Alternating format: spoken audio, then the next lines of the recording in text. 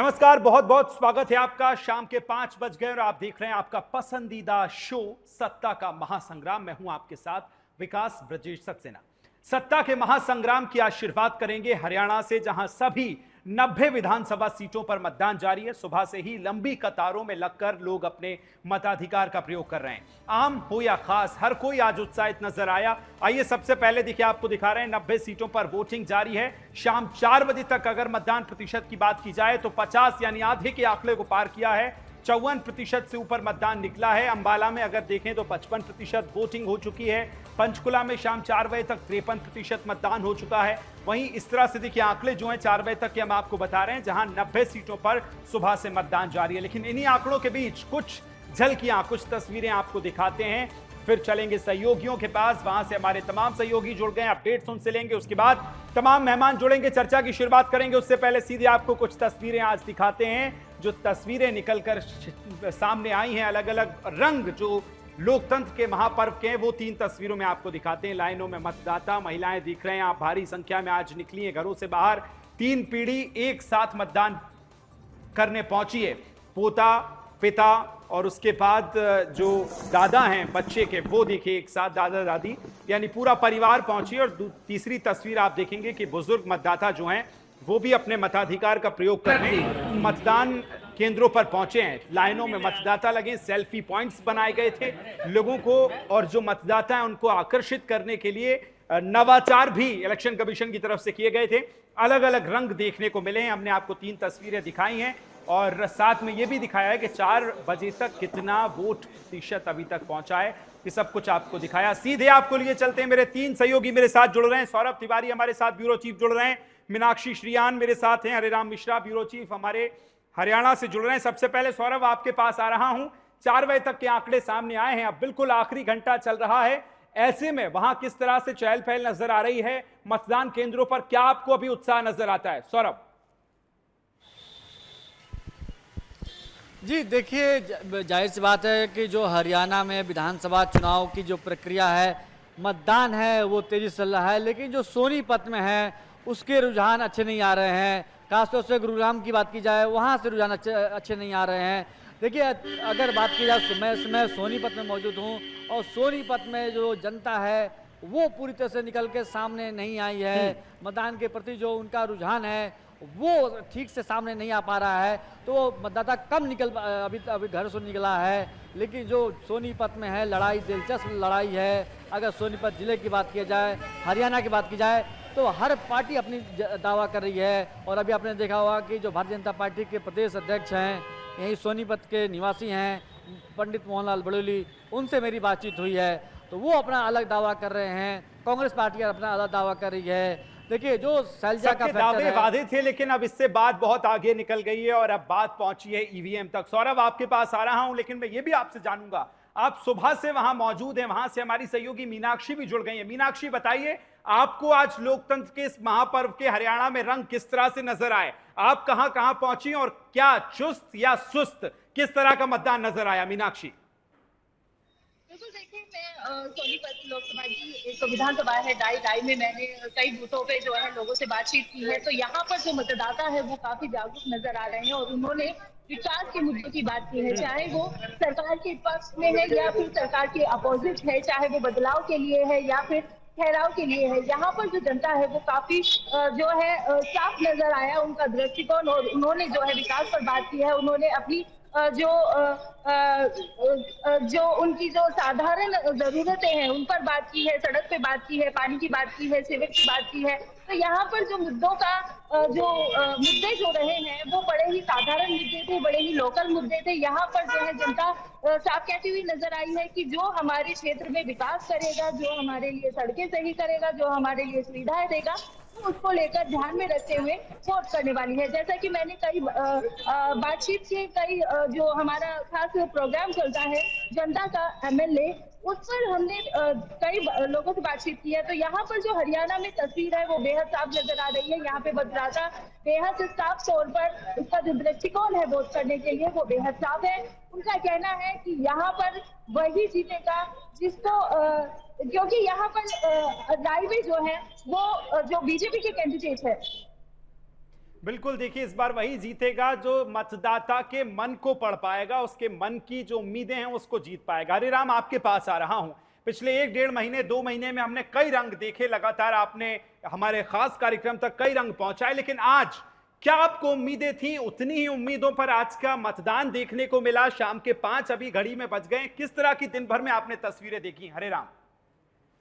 देखो, बिल्कुल जिस तरह की उम्मीद थी कि मतदाता बहुत बढ़ चढ़ करके मतदान करेगा, वैसी तस्वीरें साफ देखने को मिल रही हैं। 4 बजे तक 53% तक मतदान हो चुका है और उम्मीद की जा रही है कि ये मतदान 70% तक जा सकता है। और ये बहुत ही उत्साहवर्धक, एक तरीके से कहे कि जोश भरने वाले परिणाम है। जिस तरीके से मतदाता घर से बाहर निकल रहे हैं, ये चीजें लोकसभा के इलेक्शन में देखने को नहीं मिली थी। विधानसभा में लगभग हर डिस्ट्रिक्ट में मतदाता काफी बढ़ चढ़ करके हिस्सा ले रहा है। शहरों में मैं देख रहा हूं कि मैं जिस बूथ पे खड़ा हुआ 70% से ऊपर मतदान हो चुका है। तो आप अंदाजा लगाइए, और यही पूरे हरियाणा का है। कुछ जगहों पर ये जरूर कह सकते हैं, जैसे कि आमतौर पे जो अल्ट्रा शहरी आप कह सकते हैं सिटी जो है, जैसे गुरुग्राम हो गई, फरीदाबाद हो गई, वहां थोड़ा प्रतिशत कम जरूर है मतदान का। लेकिन अगर आप पूरे हरियाणा की बात करेंगे तो बड़े पैमाने पे मतदान हुआ है। और ये चुनाव में लग भी रहा है कि दोनों पार्टियों में कांटे की टक्कर नजर आ रही है। उसका सबसे बड़ा गवाह है कि पहली बार मैं ये देख रहा हूं कि दोनों पार्टी के बीजेपी हो चाहे कांग्रेस हो, कई ऐसे विधानसभा है जहां पर उनके समर्थक आपस में भिड़े हैं। खूनी संघर्ष तक भी देखने को मिला है, मारपीट तक हुई है।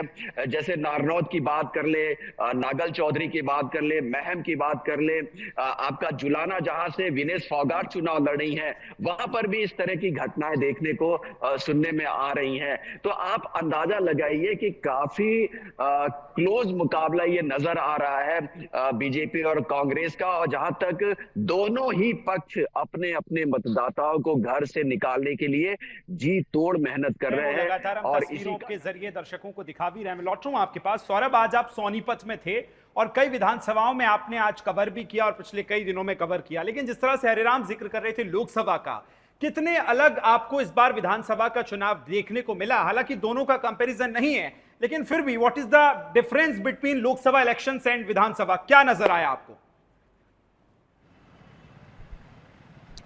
जी देखिए, जो हमारे हरियाणा के ब्यूरो चीफ हैं हरिराम मिश्रा जी, उन्होंने जिस तरह से साफ तौर से कहा कि जिस तरह से लोकसभा में मतदान हुआ था और विधानसभा में देखिए, तो इस बार उनका जो कहना है, अनुमान है कि 70% तक जो मतदान है वो हो सकता है। और हरियाणा हो रहा है। मैंने कहा कि सोनीपत की बात की जाए, गुरुग्राम की बात की जाए, फरीदाबाद की बात की जाए, इन शहरों में मतदाता अपने घरों से नहीं निकल पा रहा है। भारतीय जनता पार्टी हो, कांग्रेस पार्टी हो, उन्होंने कोशिश की।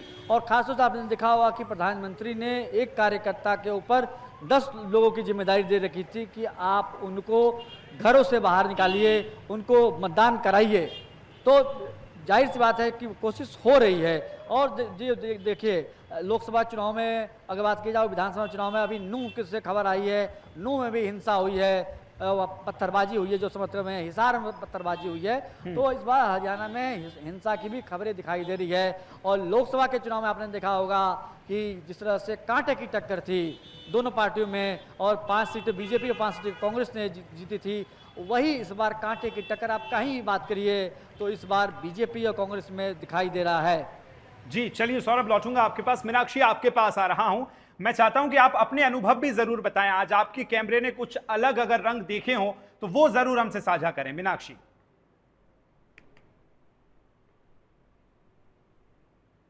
मीनाक्षी आवाज सुन पा रही हैं मेरी आप? बिल्कुल जी बोलिए। बिल्कुल, देखिए यहाँ पर जो मैंने बूथ पर जब मैंने कवर किया है तो यहाँ पर लोग जो है वो काफी जागरूक थे, लेकिन जो वोटिंग परसेंटेज है वो बेहद कम नजर आया। हालांकि प्रधानमंत्री नरेंद्र मोदी जी ने भी अपील की कि वोटर्स को ज्यादा से ज्यादा वोट करें, और उन्होंने जो फोकस किया था वो जो फर्स्ट टाइम वोटर है उन पर फोकस किया था। हालांकि उनके इस अपील के बाद मुझे बूथ पर कई फर्स्ट टाइम वोटर्स भी मिले जो काफी जागरूक थे अपने नेता को चुनने के लिए। उनसे हमने बातचीत भी की तो उनको पता था कि उनको किस बेस पर, किस आधार पर अपना नेता चुनना है। काफी क्लियरिटी उनके जो बयान है उसमें थी। तो यहाँ पर बेहद जागरूक जो है फर्स्ट टाइम वोटर था। लेकिन जैसा कि मेरे सभी सहयोगी कह रहे हैं कि वोटिंग परसेंट जो है, क्योंकि 1 घंटा सिर्फ बचा है, उसमें बेहद कम यहाँ हरियाणा में हुआ है। जबकि यहाँ पर जिम्मेदारी बड़ी दी गई थी कार्यकर्ताओं को, लेकिन कुछ खास यहाँ पर देखने को नहीं मिला। लेकिन लोकसभा चुनाव की अगर हम बात करें, लोकसभा चुनाव में इससे भी कम वोटिंग हुई थी, लेकिन विधानसभा चुनाव में कुछ बेहतर यहाँ पे देखने को मिला। हालांकि हम बात करें जो हमारे जो हरियाणा के प्रदेश अध्यक्ष हैं मोहन लाल बड़ोली जी, उन्होंने ये शंका पहले बिल्कुल मीनाक्षी, चलिए बहुत शुक्रिया, आप बहुत धन्यवाद आप तीनों का हमारे साथ जुड़ने के लिए और ये एक्सपीरियंस शेयर करने के लिए। तो अलग अलग रंग नजर आ रहे हैं। आगे बढ़ेंगे, हमारे साथ तमाम मेहमान भी जुड़ गए, लेकिन उससे पहले कुछ नेताओं की प्रतिक्रियाएं भी आपको सुनवाएंगे। आज तमाम बड़े नेताओं ने, सेलिब्रिटी हो, नेता हो, अभिनेता हो, हर किसी ने आज अपने मताधिकार का इस्तेमाल किया। आइए कुछ तस्वीरें आपको दिखाते हैं। पहली तस्वीर आप देखेंगे, इस समय मौजूदा मुख्यमंत्री नायब सिंह सैनी पहुंचे थे अपने मताधिकार का प्रयोग करने, वोट करने। दूसरी तस्वीर आप अनिल विज को देखेंगे। तीसरी तस्वीर में आपको केंद्रीय मंत्री मनोहर लाल नजर आएंगे और चौथी तस्वीर आप देखेंगे तो बबीता फोगाट पहुंची हैं और अपने मताधिकार का प्रयोग कर रही है। 4 तस्वीरें में हम दिखा रहे हैं आपको तमाम वो बड़े नेता बीजेपी के। और इसके बाद देखिए सीधे आपको चलेंगे, इन्होंने क्या कुछ कहा है वो भी आपको सुनवाते हैं और उसके बाद कुछ और नेताओं की तस्वीरें भी आप तक पहुंचाएंगे। छत्तीसगढ़ साफ कर दिया, इसका झूठ का नकाब उतर चुका है। अब ये हरियाणा के अंदर लेकर के आए हैं। हरियाणा में भी इनका सुपड़ा साफ हो रहा है, क्योंकि कांग्रेस जो राजनीति करती है वो झांसे की राजनीति करती है, झूठ की राजनीति करती है, लूट की राजनीति करती है। भारतीय जनता पार्टी विकास की राजनीति करती है।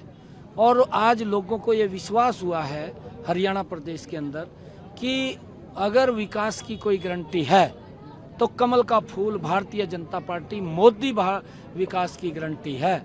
हाथ ना राहुल विकास की गारंटी नहीं हो तो विनाश की टाट्टी है। इसके अंदर है भारतीय जनता पार्टी तीसरी बार एक तरफा सरकार बना रही है। आज पूरा हरियाणा की जनता का जो मन बना है और जिस प्रकार से भारतीय जनता पार्टी और कमल के फूल को लोग आशीर्वाद दे रहे हैं, उससे लगता है कि हरियाणा प्रदेश में एक मजबूत सरकार बनेगी, स्पष्ट बहुमत की सरकार बनेगी और नायब सिंह सैनी के नेतृत्व में बनेगी। सिर चढ़ के ये जादू बोल रहा है, लेकिन वो बाज नहीं आए हैं। जैसे पहले करते थे वैसी नौकरियों को बेचने का काम आज भी वो करने के लिए तैयार हैं कि हम आएंगे तो नौकरी बेचेंगे। लेकिन अगली बात यह है कि ना नौमन तेल होगा, ना राधा नाचेगी, उनको आने का कोई विषय नहीं है। इस बार मैं समझता हूँ जो पहली बार 14 का जो हमारा रिजल्ट था उससे भी ज्यादा बढ़कर के आएंगी और मैं समझता हूँ 50 से ज्यादा सीटें। देखिए, जनता ने मन बना लिया है कि तीसरी बार हरियाणा में भारतीय जनता पार्टी की सरकार बनाएंगे। पर्व होता है जो चुनाव है और इसमें सबको हिस्सा लेना चाहिए, क्योंकि ये जो है आप जो वोट की जो ताकत है वो आपकी सरकार बनाई। तो मेरा तो यही मानना है कि वोट उसको दो जिसने काम आपके लिए करा है, जो ईमानदार है, निष्ठावान है और जिसको आप लोगों ने परख रखा है।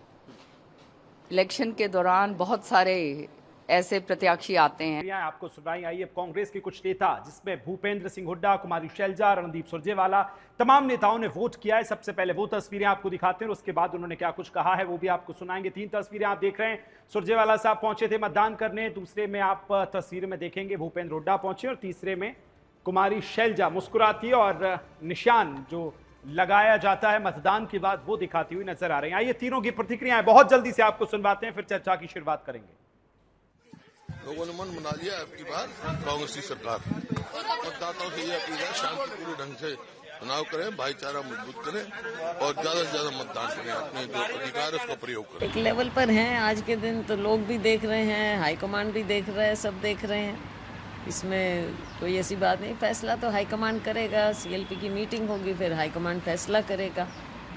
अब मैं मतदान हो रहा है, क्या सरकार को लेकर मैम क्या कांग्रेस कहाँ खड़ी है, क्या स्थिति है? कांग्रेस जीत पर खड़ी है और भाजपा पूरी तरह से हार पर खड़ी है। ये देख रहे हैं आप, जगह जगह जो इनका विरोध भी हो रहा है। इन्होंने 5 साल 10 साल, अभी तो 5 साल मिली जुली बनाई थी, 10 साल की जो इनकी सरकार रही है, तो उससे मैं तो उसको मिसरूल कहूँगी। हरियाणा के लोग त्रस्त हैं भाजपा से। हम सबकी पहली प्राथमिकता चुनाव को जिताना है और हरियाणा को दोबारा से संवारना और सजाना है समेत कैथल के। ये सही है कि राजनीति में आकांक्षा रखना कुछ गलत नहीं। अगर मेरे पास हरियाणा के हर खेत को पानी देने का, नौजवान को रोजगार देने का, व्यापारी के उद्योग और धंधे को बढ़ावा देने का, दलित और पिछड़ों के की बढ़ोतरी के लिए एक स्पेसिफिक एजेंडा है, तो स्वाभाविक तौर से व्यक्ति हरियाणा को चलाने की आकांक्षा रखता है।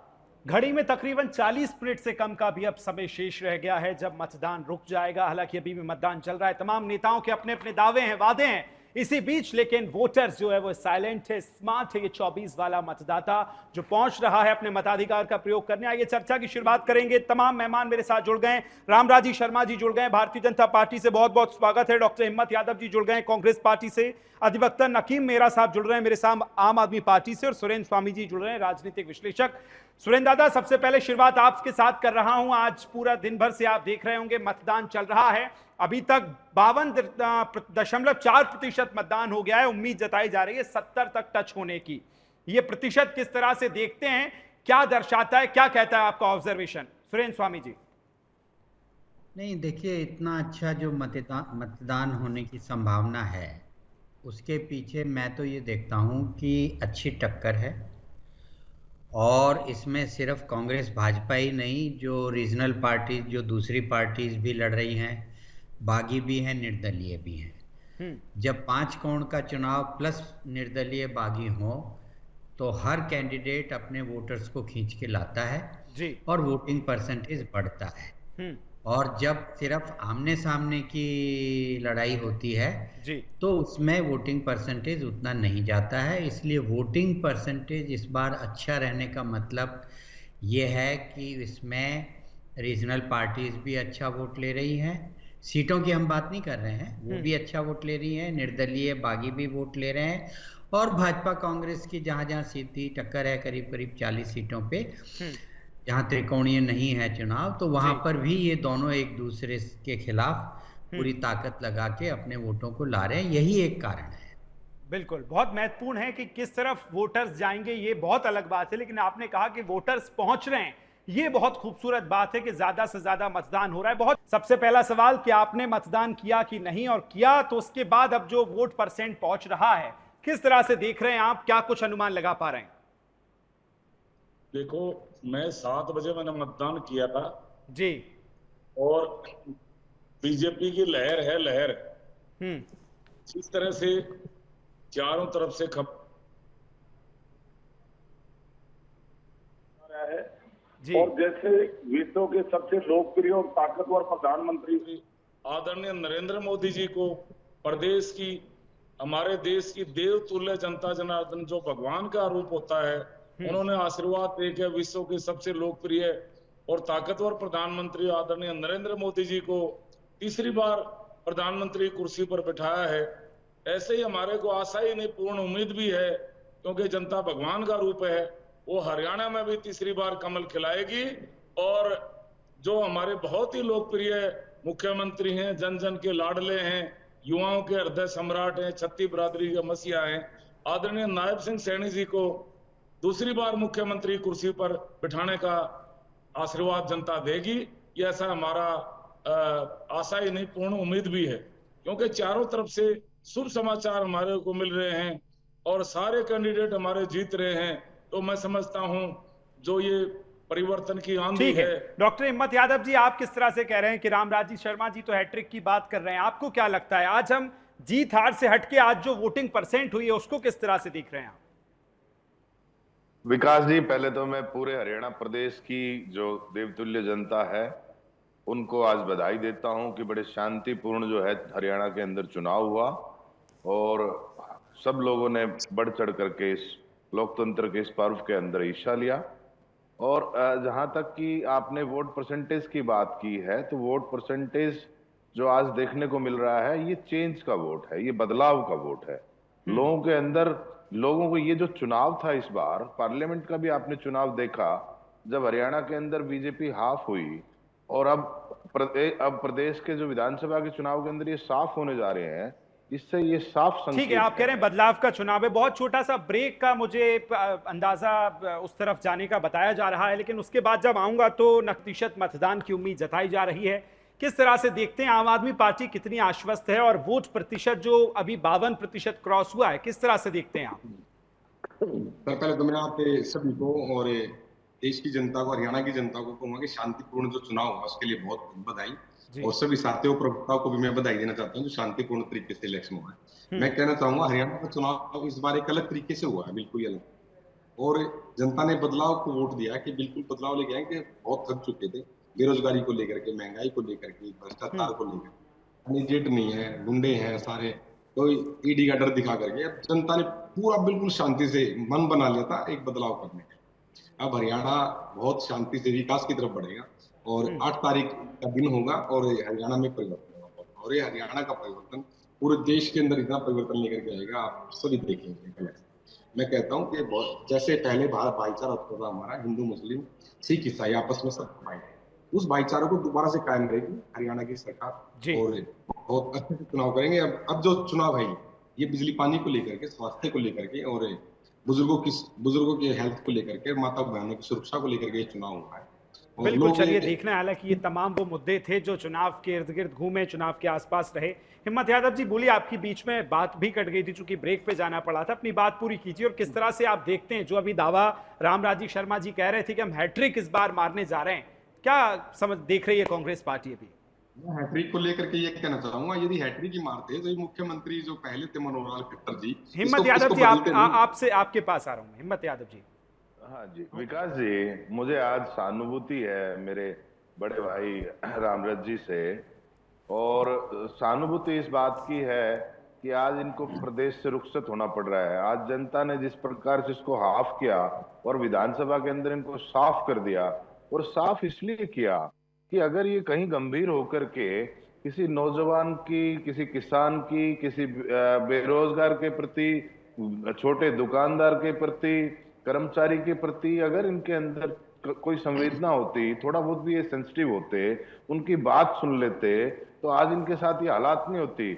मैं विश्वास दिलाता हूं विकास जी, आज हरियाणा के अंदर जिस प्रकार से मतदान हुआ है और जिस प्रकार से ग्रामीण क्षेत्र और शहर क्षेत्र में बराबर जोश देखने को मिला है, वो संकेत साफ दे रहा है कि हरियाणा से बीजेपी का सुपड़ा साफ हो गया है। रामराजी शर्मा जी, संकेत उन्होंने दे दिया है, अब क्या कहेंगे, कैसे देखते हैं संकेत को आप?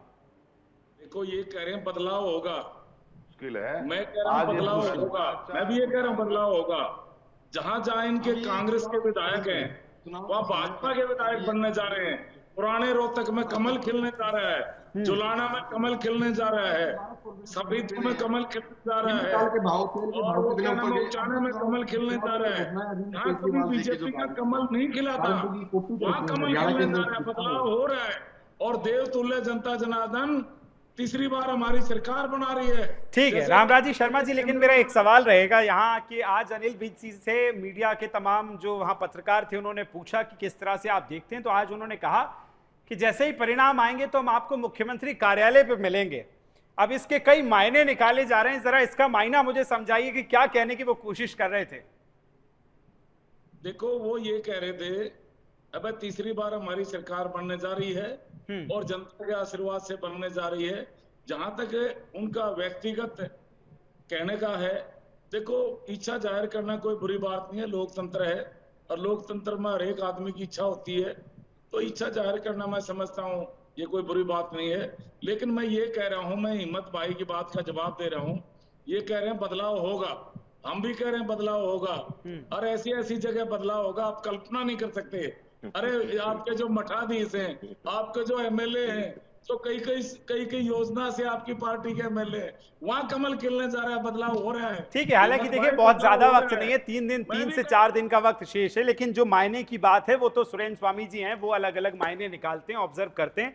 सुरेंद्र स्वामी जी, अगर ये 70% तक मतदान पहुंचा, किसके लिए नफा, किसके लिए नुकसान है, क्या आपका ऑब्जर्वेशन कहता है? और पिछला इतिहास हम देखें तो किस पार्टी के लिए फायदा या कहां दिखाता है, किस तरह से देखते हैं आप? देखिए, अगर आप टोटलिटी में इस इलेक्शन को देखेंगे तो इंडिया गठबंधन हरियाणा में बना नहीं। उसका बनाने का इन लोगों का मुख्य कारण था लोकसभा में कि जो एंटी बीजेपी वोट है वो बंटना नहीं चाहिए। तो वो बात तो खत्म हो गई। जो कांग्रेस की एक लहर, जो हमने तो 2 महीने से हमारा अलग ही व्यू है कि जो एक हवा की बात हो रही थी, उसका कारण ये था कि भाई ये 0 से 5 पे आ गए और उसमें भी 2 शेड्यूल कास्ट की रिजर्व सीट है अगर आप वैसे देखें तो उससे, और जो एक लोकसभा का जो एक कहते हैं ना हैंगओवर था, उस हैंगओवर के चलते ये लगा। लेकिन जैसे जैसे दूसरी टीमें मैदान में उतरी भाजपा के अलावा, देखिए इनेलो और बसपा का गठबंधन हुआ, जजपा का और असपा का गठबंधन हुआ, और उसके बाद आम आदमी पार्टी का गठबंधन टूटा और वो अलग से चुनाव लड़ रहे हैं जी। अब अगर आप कांग्रेस के लोगों से पूछेंगे तो वो ये कहेंगे कि साहब उनका तो कोई वोट ही नहीं है, जमानत जब्त होगी, 2% वोट मिलेगा।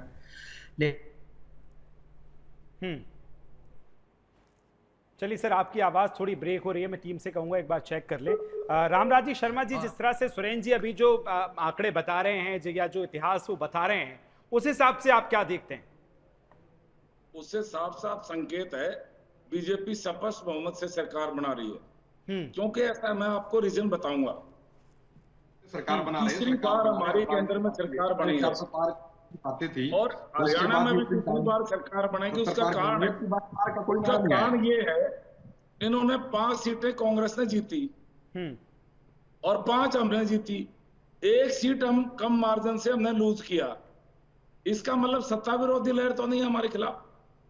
दूसरा, इन्होंने 5 सीटें कैसे जीती? इन्होंने झूठ बोला, संविधान बदला जा रहा है, इन्होंने झूठ बोला आरक्षण खत्म किया जा रहा है, इन्होंने झूठ बोला बहनों के खाते में 1 लाख आएंगे, 8,500 रुपए महीना आएंगे, खटाखट फटाफट और झूठे गारंटी कार्ड तक इन्होंने बहनों को दे दिए और वो बहनों को गारंटी कार्ड ले लेके इनके पीछे पीछे भाग रही हैं।